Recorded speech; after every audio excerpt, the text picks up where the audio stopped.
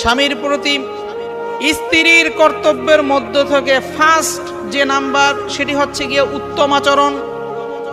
কারণ স্বামী তার কর্মস্থলে থাকে, দোকানপাটে থাকে, চাকরির জন্য অফিস আদালতে থাকে, যারা রিক্সা চালক রিক্সা চালায়, ভ্যান চালক ভ্যান চালায়, যারা মাঠে ঘাটে কাজ করে, দিন শেষে যখন রাত্রি বেলা স্ত্রীর কাছে স্বামী আসে, তখন ওই সময় যদি স্ত্রী খিটখিটে মেজাজ দেখায়, নম্র ভদ্র হয়ে যদি কথাবার্তা না বলে, উচ্ছৃঙ্খলভাবে যদি কথাবার্তা বলে, স্বামী সারাদিন ঘাম ঝরে পরিশ্রম করে, সে কাজকর্ম করে, আসছে পরিশ্রমের পরে সে এসে একটু বিশ্রামের জন্য একটু শুইবে, সেখানে গিয়েই যদি স্ত্রীর অত্যাচার সহ্য করতে হয়, তাহলে এর মতো দুঃখজনক দ্বিতীয় আর কোনোটা হতে পারে না। স্বামীর প্রতি স্ত্রীর অনেক কর্তব্য রয়েছে। কিছু কিছু স্ত্রী এমন রয়েছে, না জেনে না বুঝে এমন করে হুট করে এমন একটা কথা বলে, স্বামী নিজেকে কন্ট্রোল রাখতে পারে না। অনেক সময় দেখবেন